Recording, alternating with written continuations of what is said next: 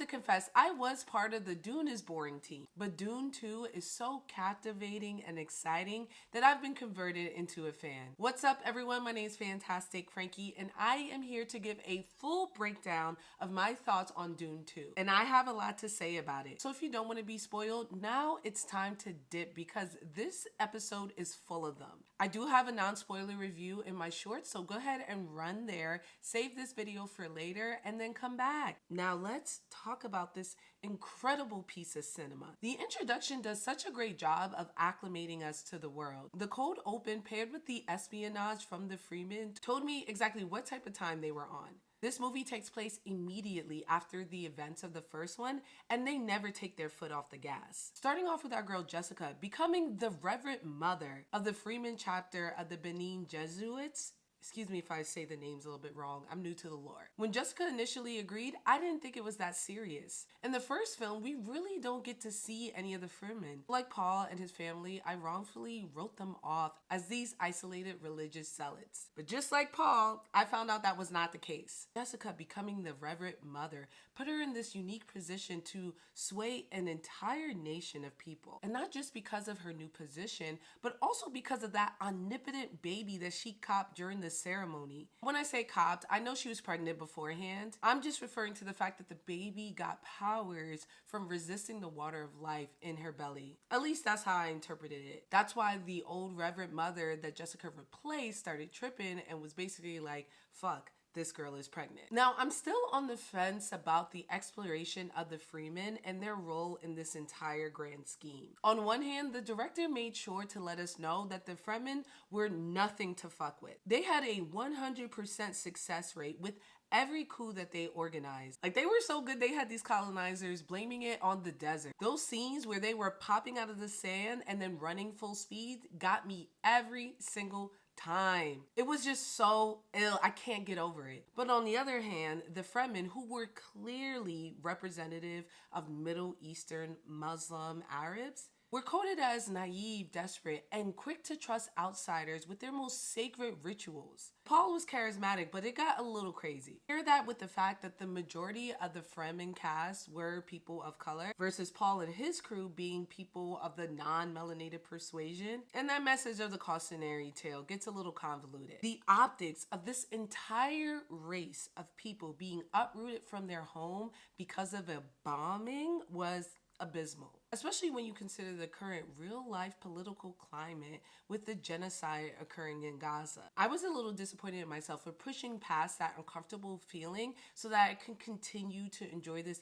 visual and audio cinematic masterpiece. I honestly thought my will was stronger. The new characters that were introduced also kept my mind off of this white savior trope that was being presented to us. Just to let you know, a white savior trope is when a white character rescues people of color from their plight.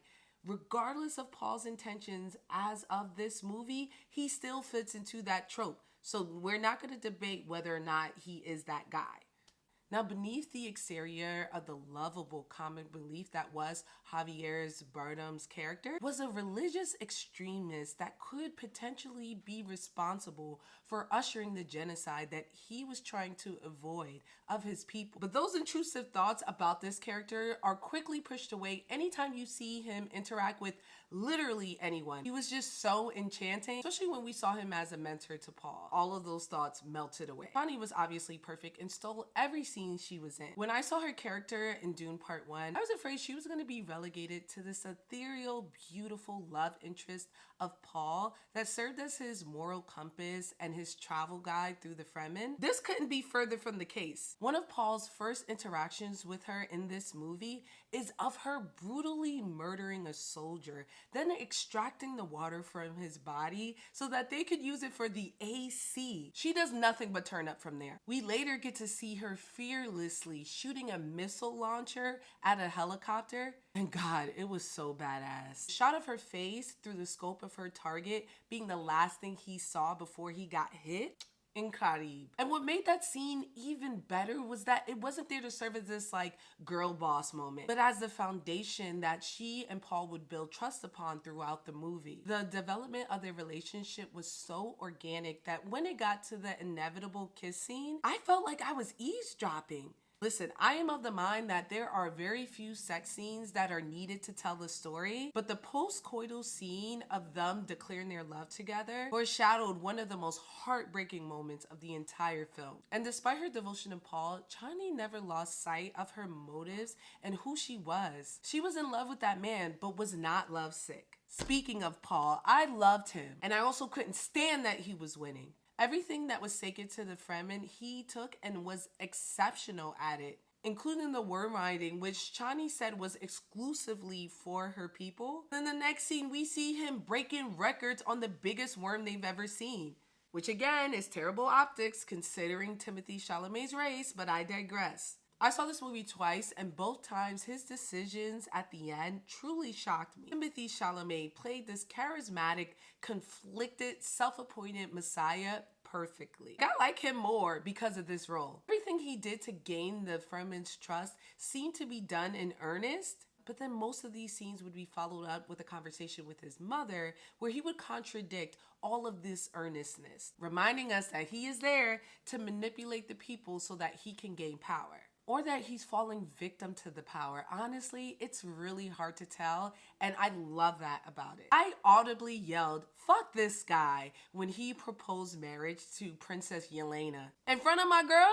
I stand on that sentiment though. Paul can go to hell. But that didn't sway my support for him during that duel with skinhead Austin Butler. My God, was it good. And it's interesting because when Paul defeated Jamis in Dune Part 1, it felt like extreme cap. This time, it felt like anyone's game, which is saying something because I knew Paul had to win, but I still was worried that he wouldn't. They already showed us that his opponent was a formidable fighter, a sociopath, and someone who loved to murder. And for some reason seemed a little bit more trained and skilled than Paul did. But Paul quickly showed me I was wrong. I thought the entire skinhead family was pretty interesting. It was really hard for me to see Batista going through it, but man, did he deserve it. I say good riddance to that family, but I hope that doesn't mean that we're gonna lose those scenes in the Black Sun. Gladiator scene where they're coming from inside to outside in the arena and the color palette kind of drains to the white because of the Black Sun made me gasp. It was beautiful. It lives in my mind rent-free. Let's finish off with the puppet masters in this story. Those goddamn Benin Jesuits. All of them scared the shit out of me. Not just because of their physical power, but their talent to manipulate. That scene after the fight in the arena where Margot is manipulating Austin Butler's character, I can't say his name. I was being manipulated too. She was like, "Oh, we're at my room." I was like, "Word?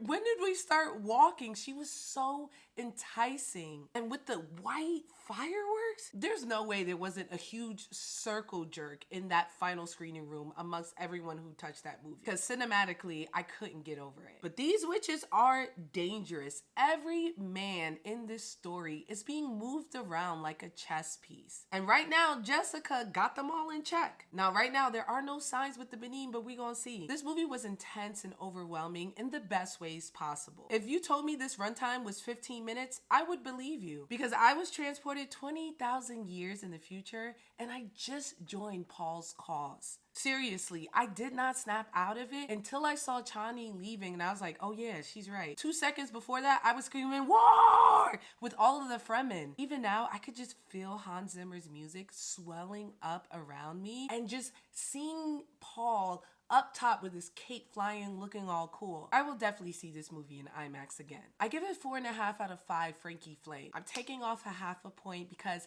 I do believe that some of the representation changed the message a bit and it made me uncomfortable. But honestly, it's me being nitpicky. The movie was close to perfect. Cinematography and the sound design was indeed perfect. Tell me, what are your thoughts on Dune? Let me know in my comments below. And until next time, have a fantastic week, my friends.